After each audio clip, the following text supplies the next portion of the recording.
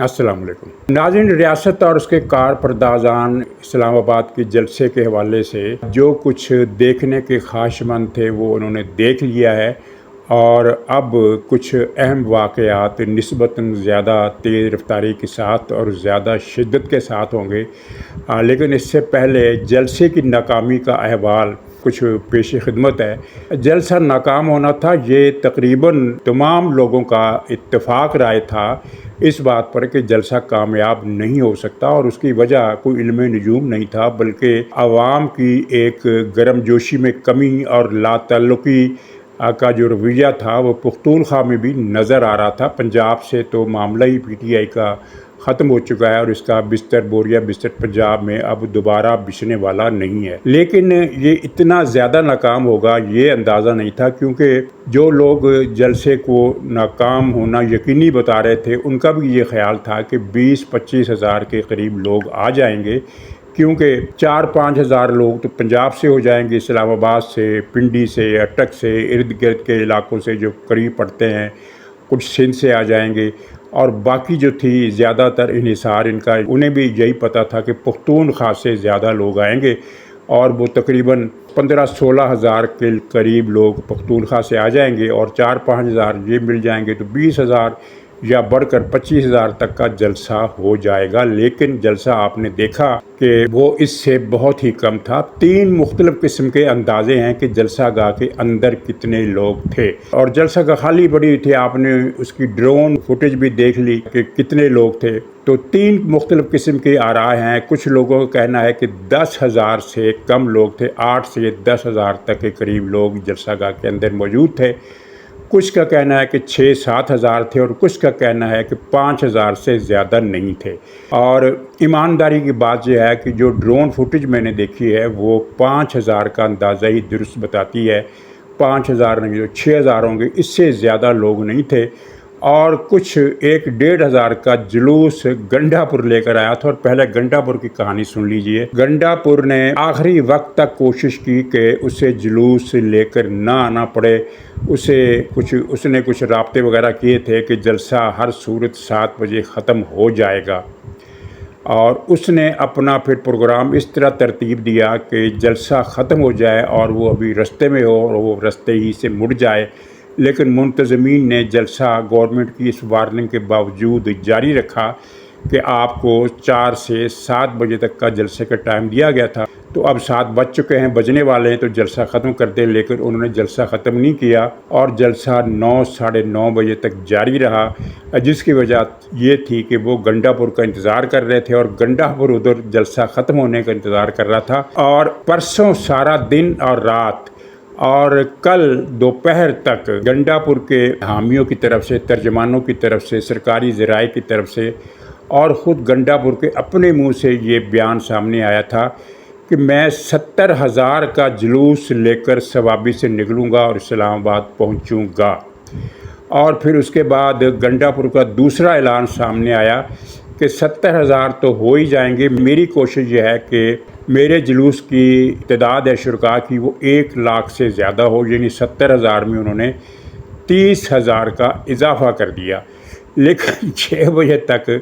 उनके जुलूस में 1000 से ज़्यादा लोग इकट्ठे नहीं हो सके। और कारीगरी फिर गंडापुर ने ये की कि जो दूसरे जुलूस थे पख्तूनख्वा के मुख्तलिफ़ इलाकों से आ रहे थे, किसी में 1200 आदमी थे, किसी में 1500 आदमी थे, किसी में 200 आदमी थे। तो ये 5-7 जुलूस जो थे वहाँ से पहुँचे और वहाँ से रवाना हुए। तो अली अमीन गंडापुर ने वहाँ प्रेस को बताया कि ये सारे जुलूस गुजर जाएँ तो मैं फिर अपना जुलूस लेकर निकलूँगा। ये जुलूस सारे चले गए, तो फिर गंडापुर सब रवाना हुए, और उनके जुलूस में 1000 आदमी भी नहीं था। लेकिन उसका भरम थोड़ा बहुत इसलिए रह गया कि जब इशा की नमाज भी हो चुकी और रात गहरी हो चुकी, रात के साए ज़्यादा फैल गए, तारीकी ज़्यादा फैल गई,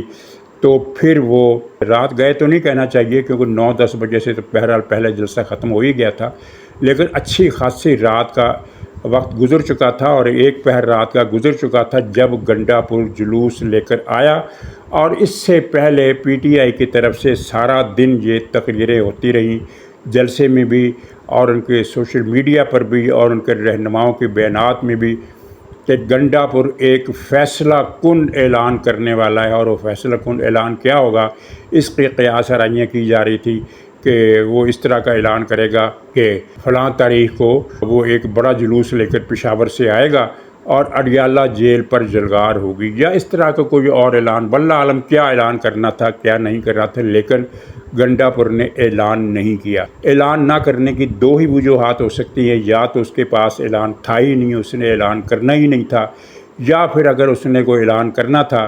تو اس نے 5000 کا مجمع دیکھ کر یہی کو کہا کہ اعلان کو چھوڑو، لعنت بھیجو اس جلسے پر اور واپس گھر چلتے ہیں، اور واپس لوٹ گیا۔ اور پھر یہاں پی ٹی آئی کے اندر کچھ لوگوں کے اندر اسلام آباد میں یہ چیمے گوئیاں ہو رہی ہیں کہ گنڈا پور ملا ہوا ہے، اور یہ چیمے گوئیاں پہلی مرتبہ نہیں ہو رہی، پتہ نہیں کب سے ہو رہی ہیں، لیکن اب ان میں زیادہ تیزی آ گئی ہے۔ ایک تو یہ ہے کہ لوگ اس 70,000 کے یا 1,00,000 کے جلوس کو ڈھونڈتے رہے جو سکڑ کر 1,000 کا رہ گیا تھا، اور پھر اتنی دیر سے آیا، اور پھر اس نے کوئی اعلان بھی نہیں کیا، بس یہی کہا کہ پختونخوا صوبے پر ہماری گرفت بہت ہوتی ہے، وہاں بہت مضبوط ہے، وہاں آپ آ کر جلسہ کریں، ایسی کی تیسی اگر وہاں کوئی کسی کو کچھ کہہ جائے، بھئی تو یہ بتانے کی کیا ضرورت ہے، پختونخوا میں آپ کی حکومت ہے، وہاں پی ٹی آئی کے جلسہ کون روک سکتا ہے۔ لیکن اس نے پھر بھی یہ اعلان کرنے کی ضرورت محسوس کی کہ ہماری گرفت ہے، وہاں جو جلسہ ہوگا اس کو کوئی روک نہیں سکے گا۔ اب کیسے روک سکے گا، حکومت آپ کی ہے۔ تو یہ جلسہ اس طرح ختم ہوا۔ جہاں تک پی ٹی آئی کے سوشل میڈیا کا تعلق ہے، عمران ریاض سے لے کر صابر شاکر تک ان کے درجنوں، اگر بیسیوں نہیں تو درجنوں ولاگر انہوں نے ولاگ بھی کیے اور سوشل میڈیا پر ٹویٹس کی بھرمار کر دی جو سب کے سب جعلی تھے۔ ان کو دن کے وقت ہی پتہ چل گیا تھا کہ جلسہ ناکام ہے۔ 5 بجے تک جلسہ گاہ میں 500 آدمی بھی نہیں تھے، جبکہ جلسہ کی جو ٹائمنگ تھی وہ حکومت کی طرف سے 4 سے لے کر 7 بجے تک اجازت دی گئی تھی۔ ان کا اپنا اعلان تھا کہ ہم نے 2 بجے جلسہ شروع کر دینا ہے۔ ویسے جلسہ ان کا صبح سے شروع تھا، یعنی اسٹیج پر لوگ موجود تھے، اور ان کے جو لیڈرشپ ہے ان کا یعنی پاکستان سے کمٹمنٹ کی حالت یہ ہے کہ رسمی طور پر ہر سیاسی پارٹی جلسہ شروع کرنے سے پہلے پاکستان کا قومی ترانہ بجاتی ہے، اور یہ ایک ٹریڈیشن ہے۔ تو پی ٹی آئی نے بھی ترانہ بجایا، لیکن جب وہ ترانہ شروع ہوا تو اسٹیج پر جتنے بھی پی ٹی آئی کے قائدین بیٹھے ہوئے تھے وہ بیٹھے ہی رہے، وہ کھڑے نہیں ہوئے۔ حالانکہ یہ ایک پروٹوکول ہے کہ جب قومی ترانہ بجتا ہے تو لوگ اٹھ کر کھڑے ہو جاتے ہیں، لیکن وہاں کوئی آدمی کھڑا نہیں ہوا، جس پر کسی نے وہ جو اس کا وہ ہے مخنث خواجہ سرا، مجھے اس کا نام بھول جاتا ہے، سینیٹر بھی رہا ہے یا اب بھی ہے، وہ سینیٹر خواجہ سرا فیصل اس کا نام ہے، اس طرح کا کوئی نام ہے، اس کو کسی نے کان میں کہا کہ یہ ترانہ بج رہا ہے اور لوگ کھڑے نہیں ہو رہے، تو اس پر اس نے ترانہ روکا، اور ظاہر یہ ہے کہ ان کے لیے پریشانی کی صورتحال بن سکتی تھی، اخبار میں خبر آ جاتی، ٹی وی پر خبر چل جاتی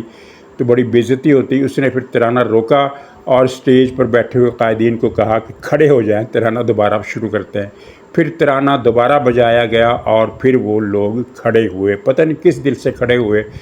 اور جلسے کی تقریروں کا موڈ یہ تھا کہ جیسے پختون قبیلے نے پنجاب کے قبیلے پر حملہ کیا ہے، اور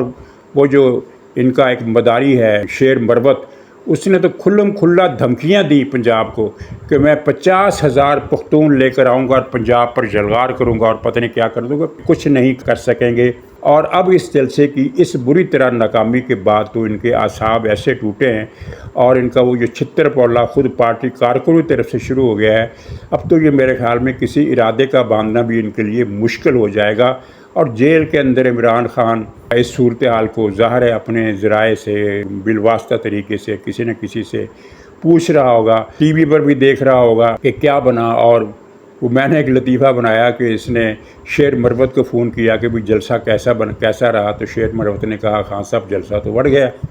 تو واقعی صورتحال یہی تھی کہ جلسے کی صورتحال بہت ہی زیادہ پیتھیٹک تھی، اور اتنی زیادہ پیتھیٹک تھی کہ خود مجھے بھی اندازہ نہیں تھا، میرا بھی اندازہ تھا کہ 15-16 ہزار کا جلسہ یا کم سے کم 10-12 ہزار کا جلسہ تو یہ کر ہی لیں گے، اور 7-8 ہزار کا جلوس پشاور سے آ جائے گا، اور باقی کچھ سندھ سے، کوئی پنجاب سے، کوئی بلوچستان سے، کوئی 4-5 ہزار مل کر 12-14 ہزار کا جلسہ یہ ہو جائے گا، لیکن وہ جلسہ جو تھا میرے حساب سے 5-6 ہزار سے زیادہ کا نہیں تھا۔ لیکن بہت سارے لوگوں کی رائے یہ ہے، مختلف الخیال اور مختلف قسم کے لوگوں کی جو رائے ہے وہ یہ ہے کہ 8 ہزار سے زیادہ کا تھا،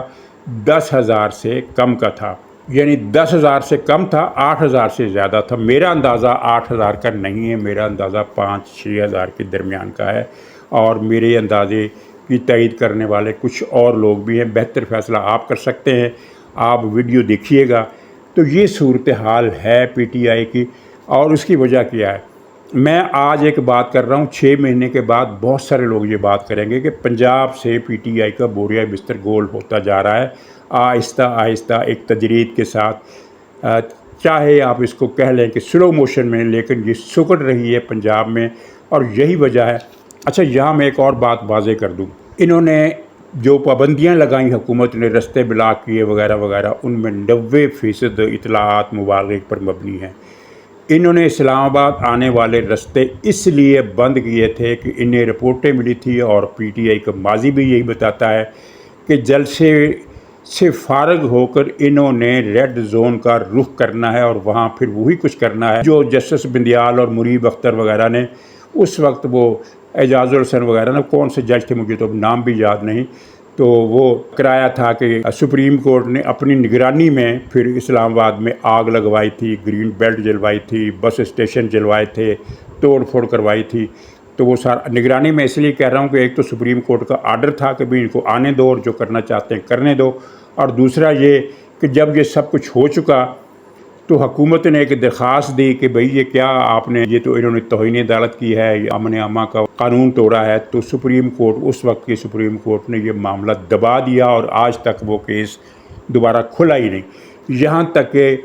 تینوں چاروں بندیالیوں نے ایک حکم دیا کہ یہ تمام انٹیلیجنس ادارے اور امن و امان قائم کرنے والے ادارے، police, F I A, I S I, M I وغیرہ جو بھی ہے، وہ سب اپنی اپنی رپورٹ دے کہ اس دن کیا ہوا۔ سب نے رپورٹیں دی، سب نے پی ٹی آئی کو قصوروار قرار دیا، وہ رپورٹیں دبا کر بیٹھ گیا۔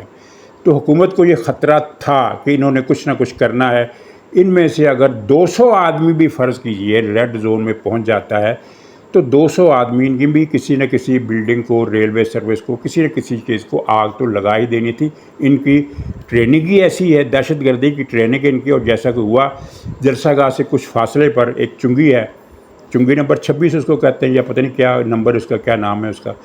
تو وہاں انہوں نے پولیس پر حملہ کر دیا۔ ایس ایس پی جو سیف سٹی ہے اس کا سر پھاڑ دیا، اور 3-4 پولیس والے اور زخمی کر دیے۔ پھر پولیس نے جوابی کارروائی کی تو دم دبا کر بھاگ گئے۔ اس کے علاوہ کچھ نہیں ہوا۔ اور سب سے اہم واقعہ اس کا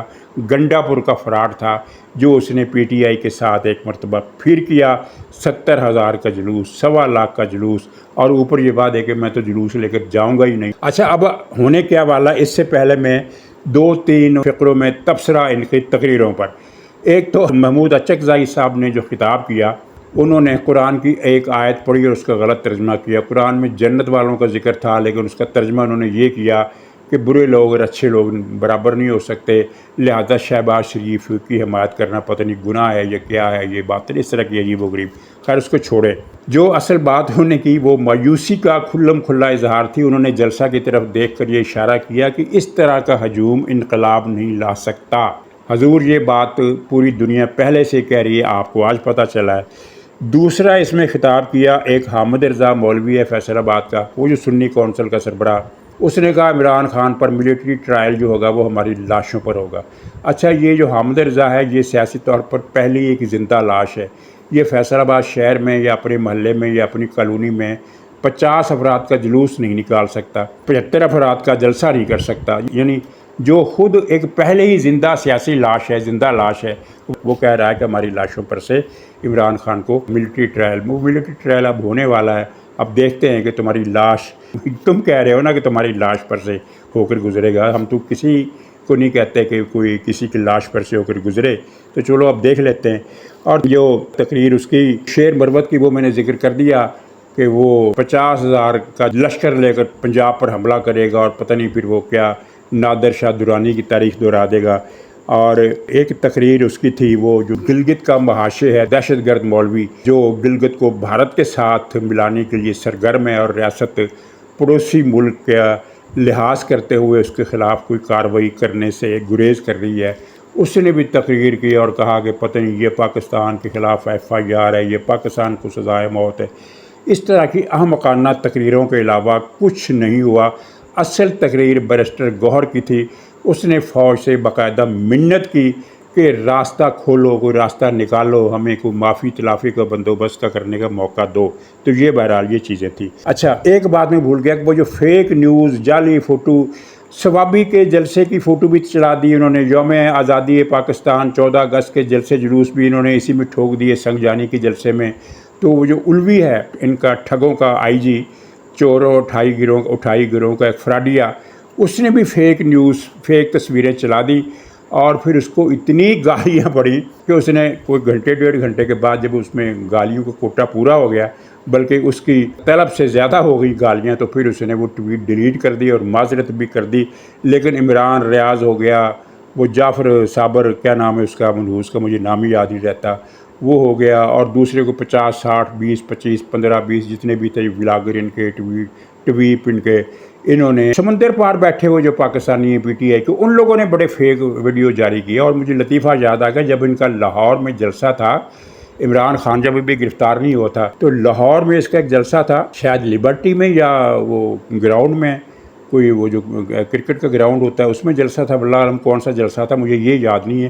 لیکن یہ یاد ہے کہ اس جلسے میں انہوں نے دوسرے ملکوں کی تصویریں بھیج دی۔ وہ ایک برازیل کا وہ جو کیپٹل ہے، پرانا کیپٹل جو ہے ریو ڈی جنیرو، اب تو کیپٹل کا نام ہے برازیلیا، چھوٹا شہر ہے، ریو بہت بڑا شہر ہے، Rio de Grande, Rio de Janeiro, یہ ریو ڈی جنیرو یعنی برازیل کا پہلا کیپٹل تھا اور بہت بڑا شہر ہے۔ وہاں ایک سال کے سال میلہ ہوتا ہے، ریو کارنیوال، بہت بڑا کارنیوال ہوتا ہے، اس کارنیوال میں لاکھوں افراد شرکت کرتے ہیں۔ انہوں نے اس کی فوٹو دے دی، اور وہ جو جھوٹے بدماشوں کا ان کا دب اکبر ہے علی محمد خان، اس نے بارسلونا،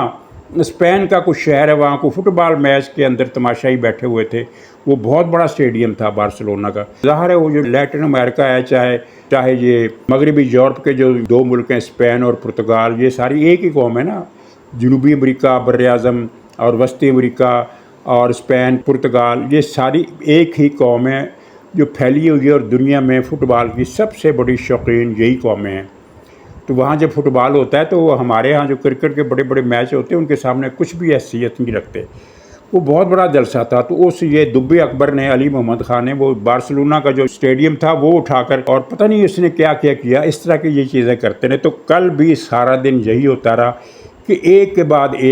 بعد ایک فیک ویڈیو آتی رہی کہ یہ دیکھ لو کتنا بڑا جلسہ ہے، جلسہ شروع ہونے میں ابھی اتنے گھنٹے اور یہ ابھی سے کام شروع ہو گیا۔ ناظرین، اب ریاست نے جو دیکھنا تھا وہ دیکھ لیا، ریاست نے جلسے کی اجازت دی اور حکومت نے بھی اجازت دی۔ تو اس وقت PTI کے ایک ولاگر نے مجھے، امریکہ کا کوئی ولاگر ہے، مجھے نام یاد نہیں آ رہا، اس نے یہ لکھا، میں نے تھمب نیل ہی دیکھا تھا اور متن میں نے نہیں سنا، لیکن اس میں اس طرح کا اشارہ تھا کہ وہ PTI کی قوت کا اندازہ لگانے کے لیے انہوں نے جلسے کی اجازت دی ہے، یہ اس کا ظاہر اندر بھی یہی کچھ ہی ہوگا۔ تو وہ بات لگتا ہے کہ ایسی ہی ہے۔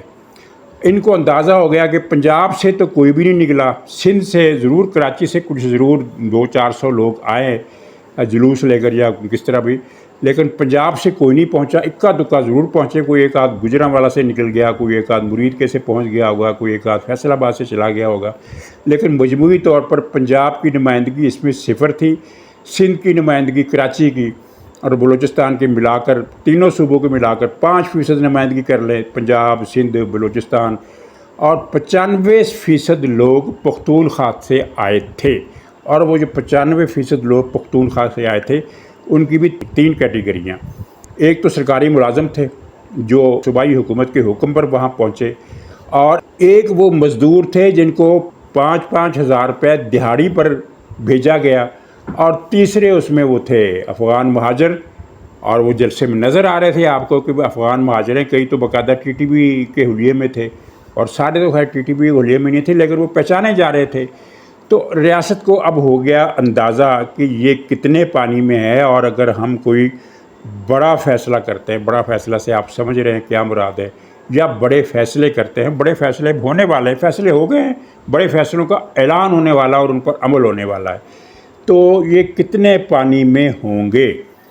अब वो ये चीज़ रियासत देखना चाहती थी, जिसका इशारा पीटीआई के एक गैर मुल्की अमेरिका में मुकीम ब्लॉगर ने कर दिया था। तो वो अब उन्होंने असेसमेंट अपनी कर ली, जो यानी गैस करना था वो कर लिया, जो हिसाब किताब करना था कर लिया। तो अब नाज़रीन ये जो अगला हफ्ता है, ये पीटीआई पर एक यूँ समझ लीजिए कि जैसे एक कांटों का बिस्तर बिछाकर पीटीआई को उस पर लिटा दिया जाए और फिर उसे हुक्म दिया जाए कि अब करवट लो, अब दाएं करवट लो, अब बाएं करवट लो, अब सीधे हो जाओ, अब ऊंधे हो जाओ। तो ये कांटों का बिस्तर पीटीआई के लिए बिछ गया है और इसका मौका इन्होंने इस नाकाम जलसा करके दे दिया है। इससे बेहतर था वो जलसा ना करते। तो नाज़रीन इजाज़त दीजिए, इंशाअल्लाह अगले व्लॉग में फिर मुलाकात होगी। तब तक के लिए खुदा हाफिज़।